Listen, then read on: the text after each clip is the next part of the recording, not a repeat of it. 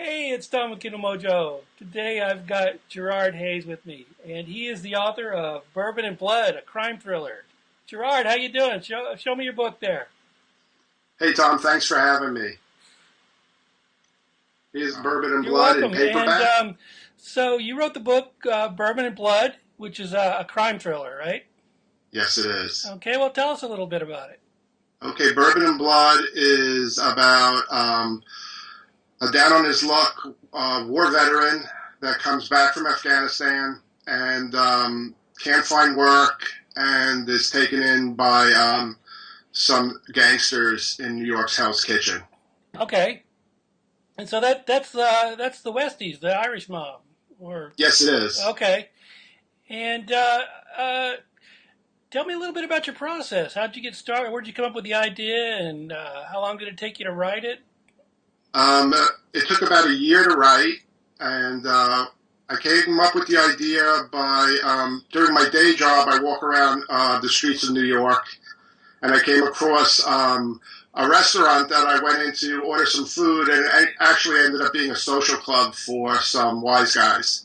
So that kind of led me to inventing Bill and the Irish crew that he works for. Okay. And what's your process for writing? Did you just sit down and write a first draft? Did you make notes? Did you outline? How'd you come into your finished product? Well, I'm a fine artist, and so I was looking for something creative to do without actually making a mess of my house with paint. And so I started writing. First, I started writing atmospheric things about. I live by the beach, so I wrote about the beach and the birds and things like that. But it ended up leading to what I loved because I've been reading crime fiction, actually Irish crime fiction, for about 10 years now. People like Ken Bruin and Adrian McKinty, Stuart Neville, and I love their writing style and their subject matter so much that I wanted to kind of live through it myself. So I started writing an outline, and I wrote a bunch of different plots, and then eventually I just picked one and went with it. Okay. And so did you have other readers look at it before you went on with the process, or did you or how did that work? Well, I have another author that helped me as far as kind of reviewed my plot and did some copywriting for me, and she was very helpful. She doesn't write crime fiction; she writes romantic novels, but her perspective helped bring more of an emotional tie for Bill's character. Okay, yeah. So what I'm getting at is that writing isn't necessarily something that's done in a vacuum. There's often several people involved with your process. Would you agree with that? I would totally agree with that, and I actually brought my wife in and a couple of friends to read my first few drafts, and they also had some feedback and some continuity issues that I had missed. That was very helpful. Sure. Now, did you use beta readers? I didn't use beta readers. What I did was I made the book free for a while after I had done about 10 rewrites myself and then one big rewrite.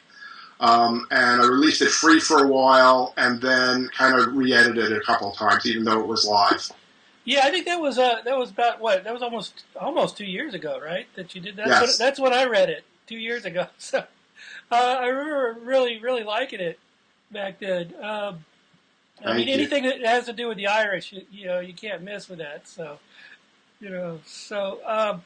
anyway, did you go through a professional editor when you had your final draft done? I did. I did. One of my mentors is a published writer, and she actually helped me with the plot, just kind of going through it and seeing if I was missing anything or had any holes. And then she did copy editing for me also. Okay, and so correcting the grammar, that sort of thing. I know that for a lot of people that's a big deal. I mean, and you can't get them all the first couple times. So Yeah, and it's one of those things where I kept rereading it. I mean, I read it about 10 times myself, even after the copy editing, and I was still finding things and tweaking it. Okay. So do you have any plans to write another novel? I do. I'm planning on having a trilogy, so I'm about three-quarters of the way through the second book. I hope to finish it up in the next couple of months and start my editing process, which should also take a few months to do. Okay, and let's talk a little bit about your marketing. How do you get it out there to your readers to read? Yeah, I mean, right now the hardest part is trying to create some kind of viral marketing. The most success I've had is through social media, using Twitter and Facebook, but I've had more positive results on Twitter. I think there's a stronger book community there where authors like to read each other's novels and share it. And the buzz is much, much larger on Twitter. Facebook, I've been having a little bit of a hard time. Yeah, Facebook seems to be kind of a spammy sort of marketing tool these days, and I've had much better results with my stuff with Twitter as well. So that might be something for authors to look at. You could also join, get on lists and join communities. What about book bloggers? Have you sent it out to any book bloggers to have a look at it? Maybe yes, I have. I've sent it out to about maybe 50 book bloggers. I've had about maybe 5 respond back and do reviews and post reviews. I've done a couple of sweepstakes, giveaway books, but I also have had really good results on K-boards. Okay, that's something kind of new. What? Explain that to me. Okay, so kboards.com is for Kindle books, okay, and it's a really large community of Kindle readers where authors and readers can blog and post things that they like, and they also offer advertising and things like that. When I first started with the book, I had a really large turnout from that site.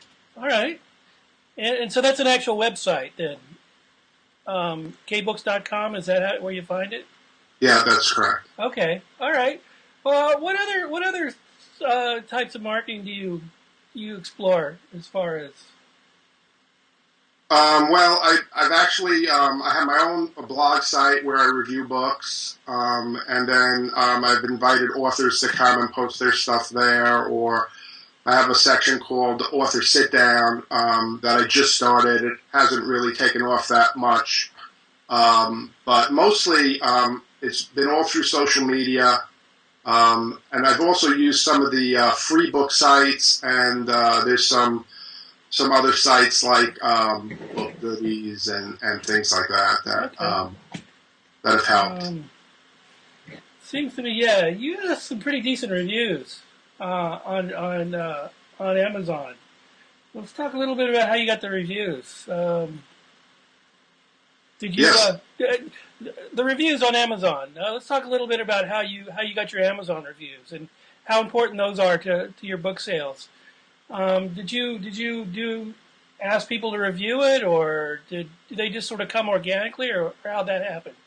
Well, I would say that the first few reviews I had when I first launched the book were from people that I had sent the book out to, friends and things like that.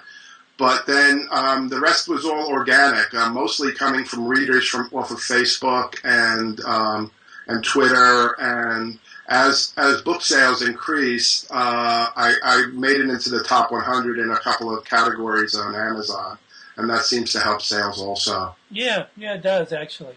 Okay, you said you're an artist. How important do you think it is for writers to do something other than write, to kind of release that creative energy?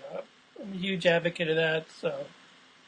Yeah, I mean, I love art. I'm traditionally I paint and I draw, and it's a great release. I also I'm very active in video games, which I think has come a long way. Yeah, that I really like a lot. So like Grand Theft Auto, that kind of thing. I mean, that's yeah. Grand Theft Auto and Call of Duty. I mean, it's really almost like a virtual world where you are in your own novel, running around with other characters. I mostly play online against other people. Okay. All right. And what do you do when you're not writing? When I'm not writing, I'm involved in internet design. I do user experience and information architecture for commercial clients. Okay, and does your writing have any influence in what you do outside of in your professional? The environments that I travel to usually make it into my novels. People I meet and situations that I run across somehow, spring ideas that I end up writing into. Or I'll be traveling on a New York subway and see people interacting with each other, and some of my characters come from those people that I pass on the train. Right. Yeah, so you people watch a lot. I do. I think most writers do that. So, you're working along, and all of a sudden you get stuck. How do you get past being stuck or having a bout of writer's block? What's a good trick for you that you might be able to share with us? Yeah, I mean, one of the things that has helped me again and again when I get stuck is doing outlines. So usually when I get stuck in a spot, I write a sentence or two and plan out the rest of the section that I'm working on. Even if I don't use it, it ends up kind of releasing whatever I'm stuck on and gives me new ideas. Okay, so outlining is do you go back and revise or edit to help? Not really. My process is pretty straightforward. I'm very organic. I blast through almost like just spitting out, eventually while I'm writing, I start to hear my characters' voices, and they actually tell me what to write. And then I just keep writing and writing, and then I write little outlines of sentences for the next few chapters of events that I expect to happen. But the characters kind of lead me through the novel, so a lot of times those outlines get thrown away.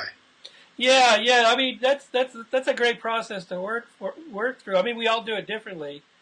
When your character starts speaking to you, you really have something there. So that's a place you want to be. So what's next for you? Where are you going after Blood and Bourbon? Well, what I hope to do is finish the trilogy. I have the next two books planned out in my head.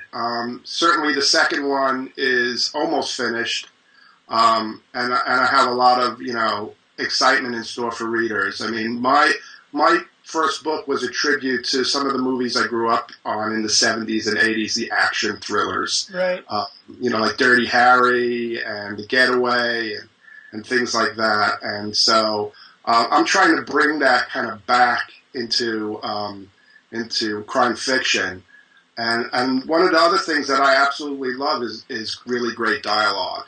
So I'm not really big on descriptions. I'm more interested in action and tension. Yeah, I noticed that your writing's not very dialogue heavy. I tend to write that way too. What are some of the advantages of like character development through dialogue that you found doing that? One of the things, and it's one of the things that I struggle with all the time, is to keep that tension and the emotion in there, and really bring the readers into the room with the characters and let them feel like they're actually taking part in the conversation. Okay, what's your favorite trick for writing dialogue?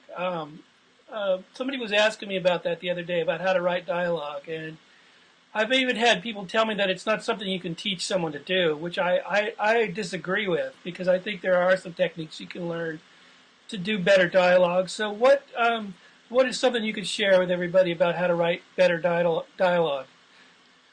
I think that the best way to write better dialogue is once you can hear the voices of your characters, you actually can really write dialogue well for them. I mean, they actually do it for me. They make my life easier. I think that part of my writing process is I do two things. I drink bourbon and coffee at the same time. So the bourbon kind of keeps me loose and the coffee keeps me awake.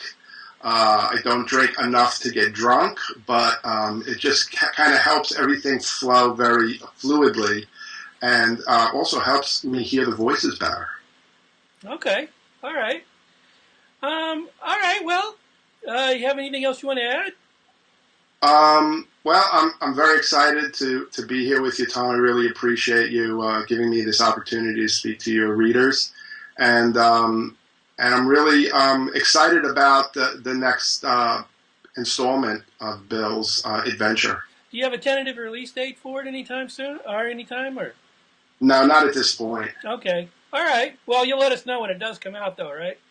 Absolutely. All right. Great. All right. Well, I appreciate you being with me today, and